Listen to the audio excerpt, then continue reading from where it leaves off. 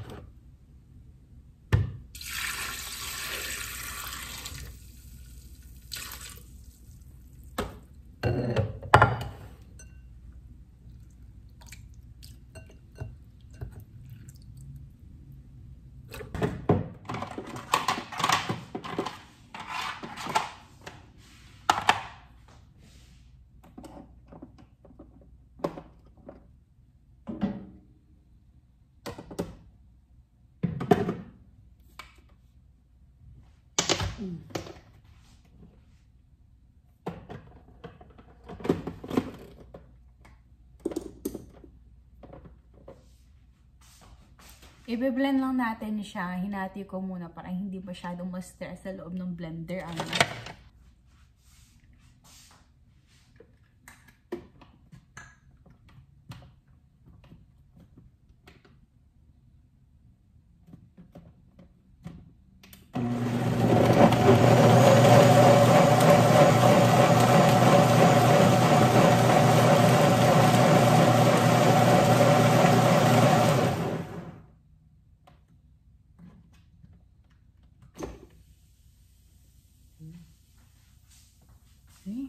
Ano siya? Amoy dagat.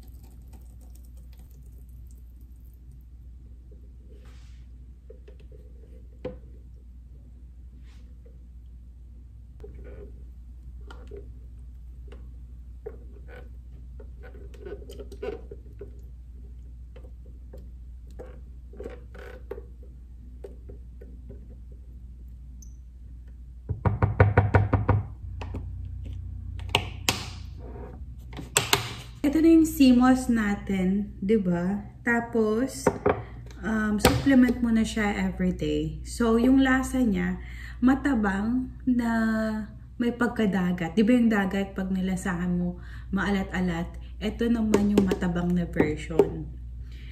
Yan. At saka nabasa ko yung benefits bukod sa mineral na ibibigay nito sa katawan mo. Ano siya, nagpapabalance ng hormones.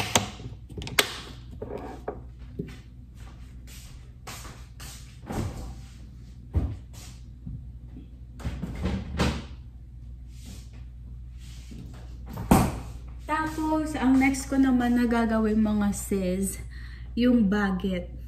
Para hindi na kami bumili sa store kasi gagamitin namin mamaya pang dinner. Meron akong recipe.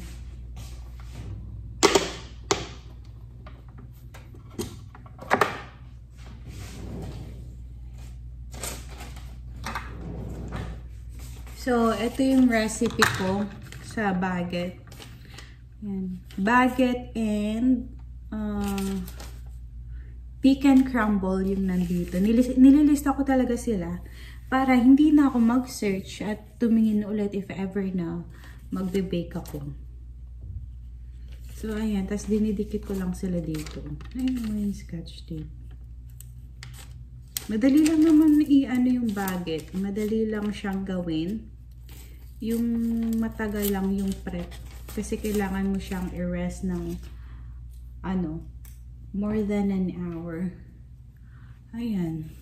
Sa paggawa naman ng baguette mga sis, kailangan natin ng mixer para mabilis lang.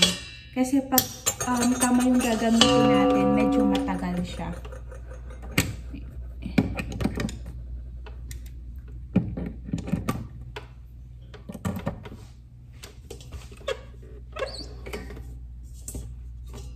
Ay, bakit? Ayun, so yung kailangan natin for baguette is 2 1/2 cups bread flour. Oh. So, ito yung bread flour natin. Mga measurement. Kasi. Okay. Ayan. So, ang kailangan natin ay 2 1/4 cups of bread flour.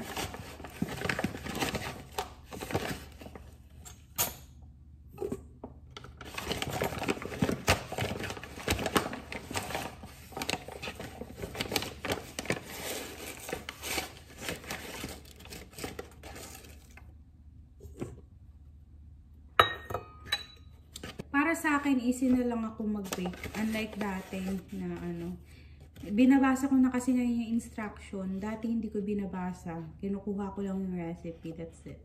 Yung ingredients, kung anong kailangan. Pero hindi ako nagbabasa.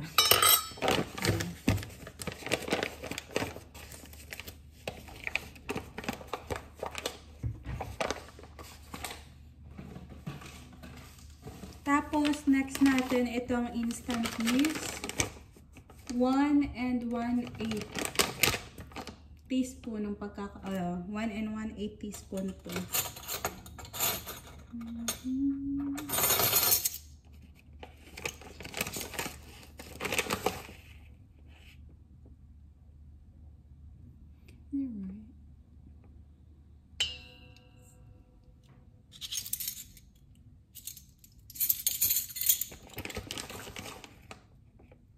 And then 1 teaspoon salt.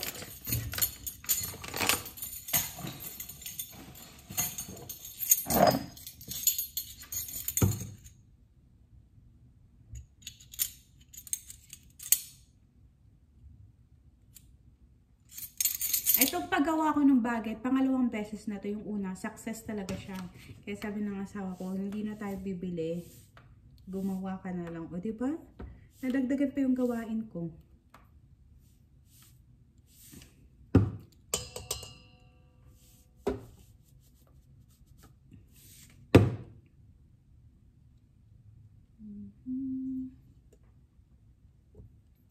Tapos, 1 1/8 cups of water.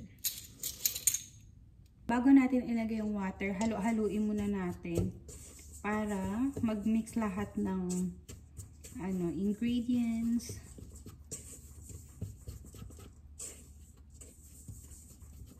Tapos, 1 1/8 cup of water. So, ito yung ginagamit ko kasi pang liquid talaga siya. Full storage na yung phone ko mga sis. Kailangan ko ng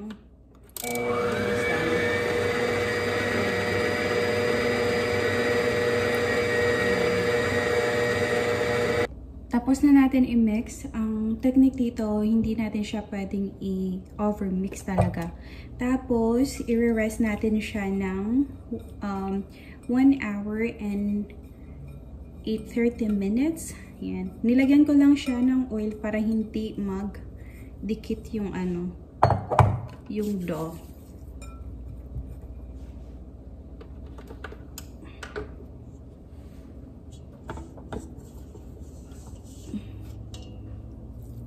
So, ito na siya.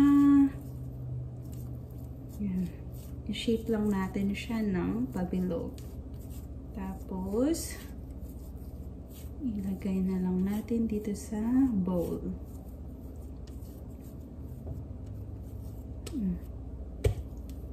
Then, let it rest for 1 hour and 30 minutes sa warm temperature.